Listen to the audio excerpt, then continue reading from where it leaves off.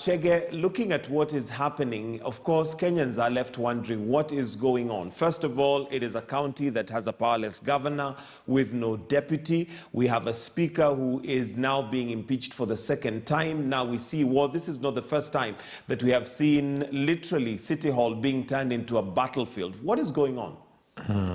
Yeah, thank you, Michael. And yes, I also agree that we are actually in a crisis. But there are two major issues if you are to look at. One, with regards to the county as a whole, is the coming up of NMS. And NMS has come on the free, the president, in agreement with the county governor, brought up the Nairobi Metropolitan Services. Mm-hmm. And they've been doing a commendable job if you look at their last 100 days, or if it's anything to look at. Of course, the governor is not very happy with the direction of NMS, and he's gone to court and he's actually said that he's willing to pull out. But then from Nairobians, the question is why? And what is it that you've seen now that they're doing that is not right, that you think needs to change? Secondly, on our assembly part, we've been having issues, especially with our board, with regards to the appointment of the clerk. Mm-hmm. So the clerk position has brought problems. It has been in court, it has been protected. The board went to court and they were given express orders to go and bring a substantive clerk. Right. And the process was done, the advert was done, no one complained. Shortlisting was done, no one complained. Problem started when there was number 1, 2, 3. Some members of the board preferred another person other than the first one, and that is where the problem has been. You now compile that with what is happening on the executive side, you now get what we have now, and the confusion that we have. Okay, and of course, this means that Nairobians continue to suffer lack of delivery of service when there is all this, going on. Your thoughts, first of all, with the NMS, because we have had a number of, county assembly members come, and some are for the NMS, others are not for it. And your thoughts, first of all, on NMS and how it's performing so far? To be very fair and objective, given their first 100 days, I think they've done a commendable job. If you look at the kind of projects that they've started with, roads, for example, the motorization of our CBD, and doing more of NMT. I heard even my colleagues saying that it's about red and black cabros. But to be honest, it's to add. What are the measuring parameters that you're using? Because we had Anthony Kirago, who is the Waithaka MCA, come, and he said, well, whatever NMS is doing, the Nairobi Metropolitan Service, it's purely piggybacking on what Governor Sonko had already put in place. So they're getting merit for what is not work that they have done. That is utterly dishonest, because Governor Sonko had 3 years. If that is what he wanted to do, he would have started, planned, budgeted, and implemented. And if that is not the case, then he should actually give us a direction in terms of commitments to that. We work with a work plan. It was not in the 2019-2020 work plan. So where is it that they had this plan? The NMTs, which are non-motorized transportation, is based on a transport report that was done around 2016, and it gave measures of how to strengthen public transportation in the county. Okay, sorry to interrupt, Mheshimiwa, but I just want to get to the point where, what are the parameters that you're using to say that NMS are actually doing a good job? What are we using to measure that? One is that at the point of being brought on board, the president gave them some service deliverables. One of them was recarpeting of the city, CBD to start with, and that is done. If you look at the main streets in the CBD, including the NMTs. Secondly, in terms of, there was a Mukuru, which was classified as a special planning zone. If you go to Mukuru today and look at the kind of works that are happening, including street lighting and all, is a lot. 3, decongesting the city in terms of creating extra parking zones for matatus and, the ones that are playing on Thika Road. Where I represent Ngara, it has actually changed in terms of walkways, in terms of preparedness for matatus to come, and so that we decongest the CBD. If you look at the health, the response with which NMS Health is looking at issues is very different when it was county government. And then finally, in issues of KRA was given the agency to collect money. Michael, to give you a good example, Marikiti was collecting 100,000 a day in March before COVID. After COVID, if you look at statistics now, they are collecting about 500,000 shillings a day. And these are results when COVID has actually come. So if you look at what was being lost and what is being gained now, you can see there's a significant improvement in terms of pilferage, in terms of how the conduct of how NMS is conducting the business of managing the county. Of course, there's a huge departure from what my Governor Sonko was doing. All right, let's now focus on the Speaker, Madam Elachi, and of course she's been under a lot of fire with several accusations from 51 MCAs who have signed to have her ouster actualized, and they've accused her of abuse of office, illegal appointments, corruption, poor leadership. Which side are you? Michael, I'm on the side of the truth. I remember I've also served as an acting speaker before. I've been a front bencher and I've also been a back bencher. So in terms of county politics and the county assembly management, I kind of have my bearing. Are these false accusations that have been put against her? Accusations also need to be put in context. If you say that Speaker Elachi is bringing a person, is forcing the assembly to pass a clerk, what basis are we talking about? Was there an advertisement that was done? Yes. Was there a process that was done, including members of the board who represent members? Well, and they even signed. Elachi herself, without even defending her, was not part of the process that vetted these people.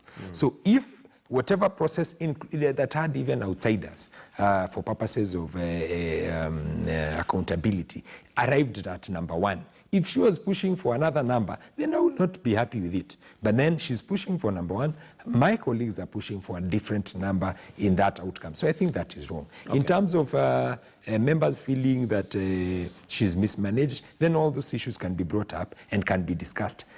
If we are talking about a clerk who is out of the office, is the one now who is saying that the speaker is supposed to be suspended, then you feel the problem. All these things also cannot run away from the involvement of Governor Sonko. And I'm saying that with all honesty. All these games, all these attempts to disrupt assembly movement so that we cannot move with far as NMS is concerned. Because now we are talking about the county budget for 2020-2021. And the assembly is what is going to appropriate for NMS. And the county governor feels this is a place where he can play around so that we do not get the requisite money for NMS for them to continue what they are doing and then now create a problem for them so that we now get to a stalemate and he can be able to pull out. Okay, you say Governor Sonko's hand might be behind all this, or at least you see Governor Sonko's hand in Elachi's impeachment. How do you explain the threshold for having the impeachment proceedings begin being 42 MCAs, yet we have 51 already who have signed? How do you explain that? Are we saying that they're compromised? How do you explain that? And that's also okay, because what the law says is that you need 41 signatures for the motion to be alive, which is fine. You need 82 signatures to achieve 2/3. All those numbers we're talking about are not 82. We've not had a process. The first attempt to remove Elachi, there were amendments to Article 65 of our standing orders. So if we are saying that upon bringing the motion of removal, then she stands removed, then we are also running away from process, and she'll just go to court and get a stay order. So if you want a proper impeachment process, go through the motions, bring them, submit it to the clerk, let the date be set. If you master 82, Yeah, and there is then now we can talk about that. But then, as we speak, what we've been raising, we are talking about 41 signatures. If you muster even 100, that is for the notice of motion. The proof of the pudding is when you bring the motion, they are substantiated, and you muster 82. So once we get the process done, and then you master the numbers, then we can say she's impeached. But so far, it's unfair. It's unfair. All right, and maybe final question on specifically Nairobi County. Do you think she's going to be impeached? Personally, I am not a proponent of destability, because this is not the first time we've had this series of instability in the county. I feel that we need to look at things bigger. What are the issues that are ailing us? Nairobians don't care who's the speaker or who's the member of whatever. They just want services. Correct. And the earlier we refocus our energies and then deliver for Nairobians, the better for everyone.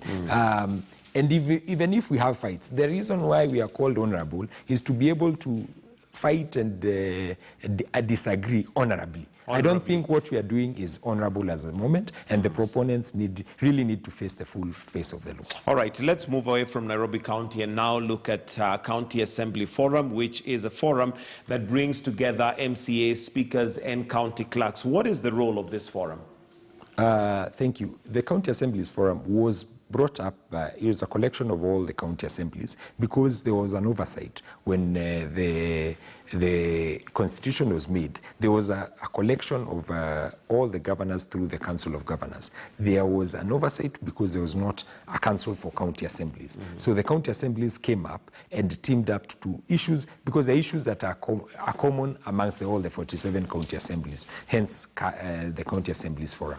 County Assemblies Forum is to look at the issues that are cutting across all the counties and find a way of remedying them. One case in point which is happening now is the response to the COVID-19 pandemic that we are facing as a country. What is the role of the county assemblies in regards to legislating and oversighting executive and representing our members with regards to this pandemic and our role? So the county assemblies as a forum has been putting in place measures to ensure that legislative function of the assemblies does not stop, because now with the issues of social distancing, how we need to regulate our chamber sittings are not disrupted. Secondly, in terms of oversight, there's a lot of funds that we are going to budget for the county executive to be able to address as a response to the pandemic that is happening in the country. Right. So how do we oversight for those issues that will come up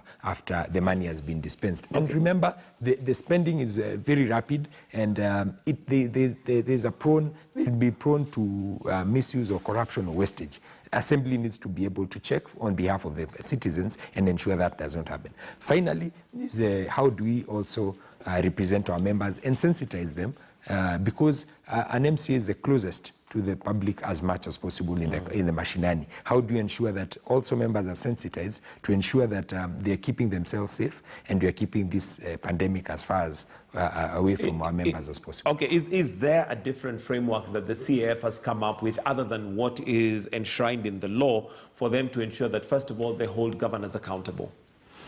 The framework, first of all, rests with the individual 47 county assemblies. But then what CAF does is now finding a way of a best case scenario. For example, Kwale might have a more robust law than Nyeri.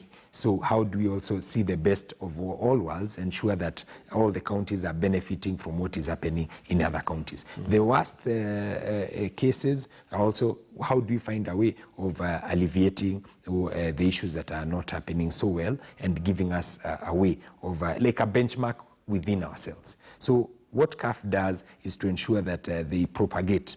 I'll give you a good example in the budget making process. How do we ensure that timely budgets are brought, oversight is done, and all the counties, by bringing all the chairs of budgets together in a meeting once in a while, maybe once in the year, then you get the best case scenarios. All right, and of course, one of the concerns that many may have is the preparedness of counties, particularly in regards to the pandemic. We do know that there was a irreducible minimum that was given to counties to have them ready. Is CAF doing anything to ensure that all counties are at par. From a report that we read, some of the counties are actually faking, their preparedness. Just an example is the 300 beds, the minimum beds that are supposed to be there. There's some counties that are not prepared as we speak. Yes, the County Assemblies Forum, through the health committees, are able to look at the 300 beds, for example, that were given from a national point of view. How is the county moving to ensure that happens? But then again, also there are issues of budgetary constraints within some counties. There are counties that maybe they had, their bed capacity was higher than the others. The others, maybe they were very, very low. And then again, also in terms of the disease load to the population, there are counties that, even as of now, I think a county like Baringo has not even reported a case. So pushing them maybe to have 300 beds by force, I think is also not looking at it rationally, as opposed to what is it that they are doing that they've not been able to get even one case as at now. So those kind of things need to be looked at in the rationality of it. If you are saying that Nairobi needs 300 beds, then that is an understatement. Nairobi needs maybe 5,000 beds in regards to how the population... compared to the numbers that we have seen test positive. Exactly. Okay, and as we wind up, does CAF come in to ensure that they regulate the relationship between governors and MCAs? We've seen counties where MCAs seem to be guns on hire, literally out to just frustrate the governor or even arm twist them to get their own way. So is CAF coming in to ensure that there's a healthy relationship between governors and MCAs? What CAF can do is to give you guidelines to ensure that the responsibility of the assemblies is not forestalled because of politics. Michael, a governor is a politician and an MC is a politician. And except for Nairobi, most of these counties, they are usually from the same party. So it now becomes interesting to see a governor who belongs to this party and his MCAs, which are all of them or 90% to the same party, and they cannot agree because somebody else is looking at maybe, in terms of class and all that kind of thing. But I think what CAF can be able to do and what it does is propagate. Now, the actual movement happens in the county assemblies and their governors. How they choose to relate, you can't enforce because of a body sitting in Nairobi, forcing how maybe Mandera is going to deal with their own governor or county assembly issues. But then it gives guidelines. It is upon now the individual county assembly speaker and their members to see how they ensure that they are giving the proper oversight. In terms of guns for hire, I don't think so. There's unless maybe a member doesn't know what brought them there. I maybe am a gun for hire for Ngara, to ensure that Ngara gets the best of the best possible budgetary allocation. But me being a sycophant of somebody is not right. And it's not right, and it's not supposed to be like that. All right. Sensitization moves slowly by slowly. And remember then again, the county assemblies have been here since 2013. The National Assembly has been here before even independence because it was a strengthening of the Ledge Code that was happening in the 1950s. So I think let's give it time. As movement continues, then we get better quality, or the ones who are there improve as years goes by. All right, Chega Mwaura, we'll have to wind it up right there because of time. Thank you for joining us this morning just to look at matters Nairobi County and also the County Assembly Forum, also known as CAF. It's now just about 4 minutes to 8 o'clock. Time for us to take a short break, but do stay with us. We have more coming up on the other side of the break right here on Morning Express.